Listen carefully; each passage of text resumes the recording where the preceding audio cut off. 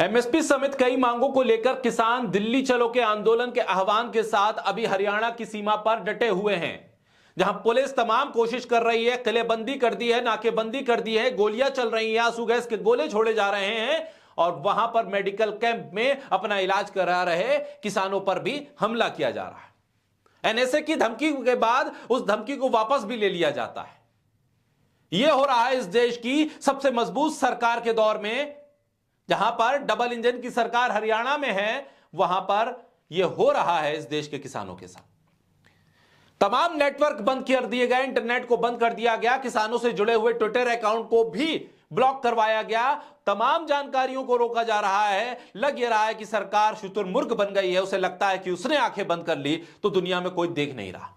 लेकिन डंका बज रहा है, डंका बज रहा है इस बात का कि भारत अपने किसानों के साथ कैसा बर्ताव करता है। डंका बज रहा है इस बात का कि भारत में किसान पुलिस की गोली से मर रहे हैं। डंका बज रहा है इस बात का कि भारत में किसानों को आतंकवादियों जैसा व्यवहार सहना पड़ रहा है। बोलता हिंदुस्तान पर मैं हूं आपके साथ मिर्जा शाकिर अली बेग।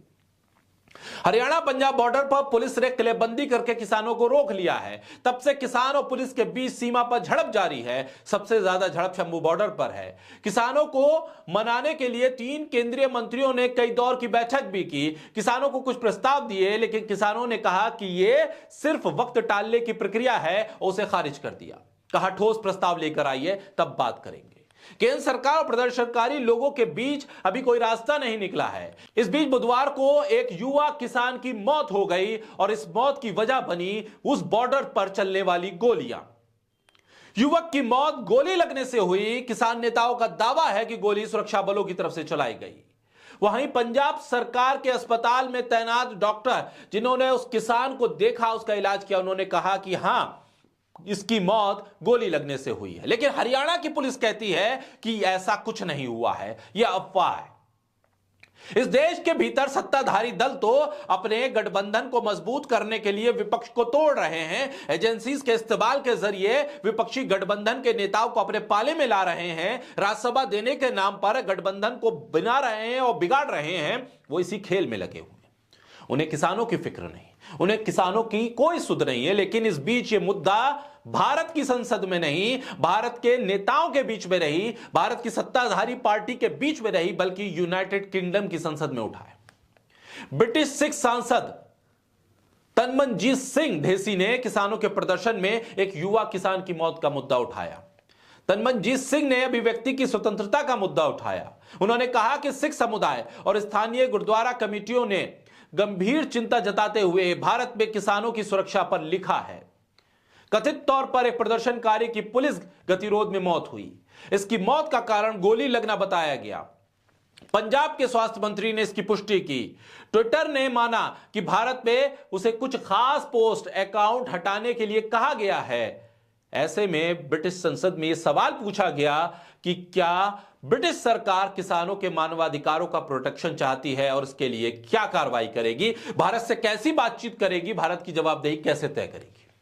तनमनजीत सिंह के सवाल पर कंजर्वेटिव पार्टी के नेता पैनी ने जवाब दिया और कहा कि बेहद गंभीर मामला है। सरकार सुरक्षा के साथ प्रदर्शन करने के अधिकार का समर्थन करती है। विदेश कार्यालय ने उनके बयान को सुना। मंत्री उनके ऑफिस को जल्द ही जवाब देंगे। इस बात को लेकर कंजर्वेटिव पार्टी की तरफ से यह कहा गया। यानी कि भारत का डंका जरूर बज रहा है, लेकिन अपने ही लोगों पर गोली चलाने के लिए बज रहा है, अपने ही किसानों को रौंदने के लिए बज रहा है, अपने ही लोगों पर एनएसए की बात कहकर उससे पलटने के लिए लग रहा है। इस खौफनाक माहौल में जहां भारत के भीतर प्रधानमंत्री से लेकर देश के गृह मंत्री को इस वक्त शंभू बॉर्डर पर पहुंचकर किसानों को समझाना चाहिए था, इस देश में इस वक्त रैलियां, जुलूस और जलसे हो रहे हैं। लेकिन मुद्दे उठ रहे हैं ब्रिटेन में। अब देखना होगा कि दुनिया में बज रहे इस डंके की आवाज भारत के नेताओं के कान में कब पहुंचती है और बीजेपी के नेता जो अमृतकाल में किसानों की आय दुगनी करने की बात करते थे, वो इस गोली कांड के बाद क्या जवाब देते हैं, ब्रिटेन की संसद में उठने वाले इन सवालों पर क्या कहते हैं, अंबाला पुलिस की तरफ से लगाए गए एनएसए की धाराओं और फिर उसे वापस लेने पर क्या कहते हैं, किसानों को खालिस्तानी आतंकी बताने वालों को सोशल सोशल मीडिया पर क्या कहते हैं। किसानों के ट्विटर अकाउंट तो बंद करवा दिए गए, लेकिन जो किसानों को गाली दे रहे हैं, किसानों को आतंकवादी खालिस्तानी बता रहे हैं, उनके ट्विटर अकाउंट अब तक आजाद कैसे हैं? इस सवाल का जवाब कब मिलेगा?